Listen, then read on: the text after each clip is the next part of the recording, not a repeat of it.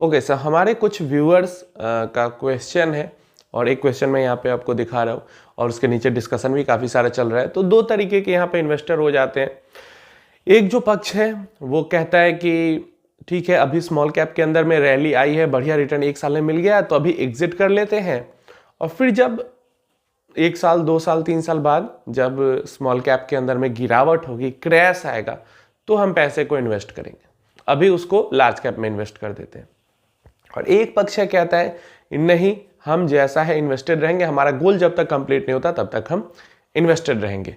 यहाँ पे एक्सपर्ट्स भी दो तरीके के होते हैं। कई एक्सपर्ट्स होते हैं जो इस तरीके की इन्वेस्टमेंट्स में मानते हैं कि नहीं, हमें चेंज करते रहना चाहिए, और दूसरे तरीके के लोग होते हैं जो कि अपना गोल बेस्ड इन्वेस्टिंग को फॉलो करते हैं। मैं अगर अपनी बात कहूँ तो मुझे पर्सनली गोल बेस्ड जो इन्वेस्टिंग है वो ज़्यादा सूटेबल लगती है। नॉर्मल जो रिटेल इन्वेस्टर है, जो हमारे आपके जैसे नॉर्मल छोटे इन्वेस्टर हैं, किसी का दुकान है, किसी का कोई छोटा सा बिजनेस है, कोई कहीं पे जॉब कर रहा है, जहाँ पे जो मेन फोकस है वो अदर वर्क्स पे है, एक्टिव इनकम अदर वर्क्स से आ रही है, और यहाँ पे वो बस इन्वेस्टमेंट कर रहे हैं ताकि जो रिटायरमेंट का गोल है, चाइल्ड प्लानिंग का है, या फिर चाइल्ड मैरिज, चाइल्ड एजुकेशन, जो भी तरीके का होम परचेज, कार परचेज, जो भी तरीके का गोल है उसको पूरा करने के लिए इन्वेस्टमेंट कर रहे हैं।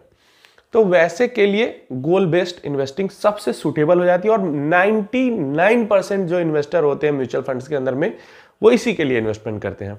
1% 2% इन्वेस्टर होंगे जो कि यहाँ पे आए हैं ट्रेडिंग करने के लिए, बार बार बाई सेल करने के लिए। देखो, आप लोगों को कहने में आसान लगता है कि अभी एग्जिट कर देते हैं और जब वापस अपॉर्चुनिटी आएगी तो इन कर लेंगे।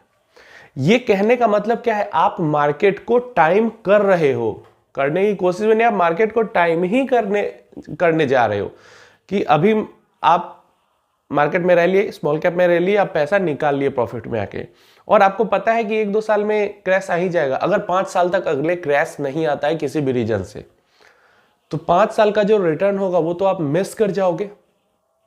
ये समझने की जरूरत है। आपके अकॉर्डिंग 1 साल में क्रैश आ ही जाए या 2 साल में मार्केट वापस से बहुत गिर ही जाए, ये कोई जरूरी तो नहीं है। अगर नहीं गिरा तो आप क्या करोगे? तो आप उतना नुकसान कर लोगे।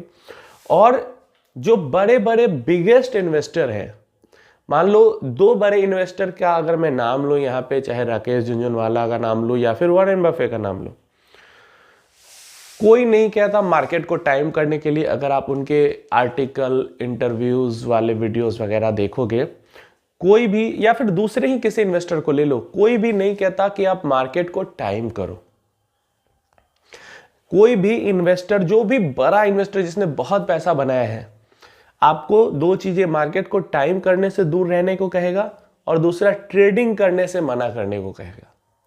विजय केडिया, लोग उनको ट्रेडर कहते हैं, वो खुद ट्रेडिंग करने से मना करते हैं लोगों को, क्योंकि ट्रेडिंग के अंदर जो दुख दर्द है वो झेल नहीं सकते लोग।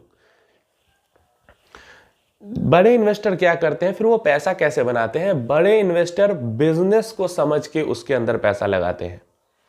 वो स्टॉक मार्केट को स्टॉक मार्केट की तरह, या फिर किसी स्टॉक को नॉर्मली बस स्टॉक की तरह नहीं देखते, वो उसको बिजनेस की तरह देखते हैं, और वो बिजनेस को समझने की कोशिश करते हैं कि बिजनेस के अंदर कैसी ग्रोथ आ सकती है। वो बस ऐसे ही पैसा लगा दिया, ग्रो हो जाएगा, ये नहीं सोचते, और इस तरीके से वो पैसा बनाते हैं। मतलब उनका काम ही वही है, वो वहीं से पैसा निकाल ही रहे। आप यहां पे जब गोल बेस्ड, और तब भी वो बिजनेस के अंदर पैसा लगा रहे हैं, वो मार्केट को टाइम करने की कोशिश नहीं कर रहे कि अभी मार्केट चढ़ गया तो अभी निकाल लेते हैं पैसा, अभी मार्केट गिर गया तो अभी डाल देते हैं। नहीं, मार्केट गिरे चढ़े कुछ भी हो, जिस बिजनेस पे उनको भरोसा है, जिस बिजनेस के अंदर इन्वेस्टमेंट की है उन्होंने अच्छे से, उसके साथ वो टिके रहते हैं, रैली में भी, गिरावट में भी। हमें ये चीज सीखनी चाहिए उनसे। तो जब बड़े से बड़ा इन्वेस्टर कहता है कि मार्केट को टाइम हम नहीं कर पा रहे हैं, नामुमकिन के बराबर है मार्केट को टाइम करना, तो हमारे आपके जैसे, जिसका फुल टाइम वर्क भी ये नहीं है, जो दूसरे जगह से पैसा कमा रहा है अपना कोई जॉब बिजनेस करके, और वो यहां पे सक्सेसफुली मार्केट को टाइम कर ले, क्या पॉसिबल चीज आपको लगती है? जब आप नॉर्मली इन्वेस्टेड रहते हो नॉर्मली एकदम इन्वेस्टेड हो, आपको जो भी स्मॉल कैप फंड्स के रिटर्न्स दिखते हैं, चाहे क्वांट के हो, निप्पॉन के हो या एसबीआई के हो या किसी के भी, वो जो रिटर्न्स आपको दिख रहे हैं वो अगर सिंस इंसेप्शन रिटर्न दिख रहा है या लास्ट 10 ईयर्स का या लास्ट 5 ईयर्स का दिख रहा है, तो पॉइंट टू पॉइंट अगर उस पॉइंट पे इन्वेस्ट किया तो इस पॉइंट तक का वो आपको रिटर्न दिख रहा है। और उतना रिटर्न मान लो 25% या 28% जो आपको दिख रहा है, उस रिटर्न के लिए स्कीम में बार बार एग्जिट इन नहीं किया गया है।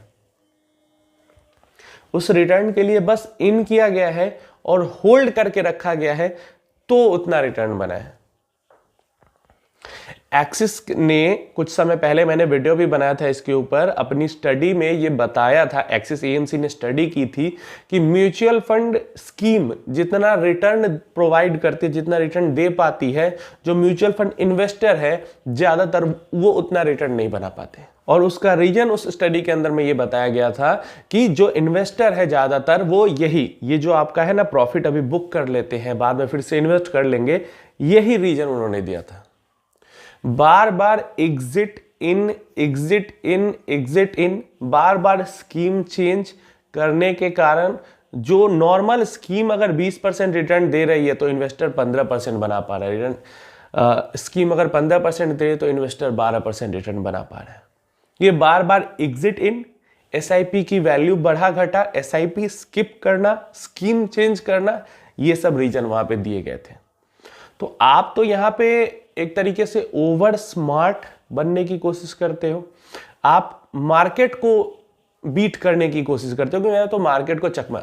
आपको ये समझना है कि जो स्टॉक मार्केट है, जो इक्विटी मार्केट है, वो सबसे ऊपर है और आपको नीचे रहना है उसके।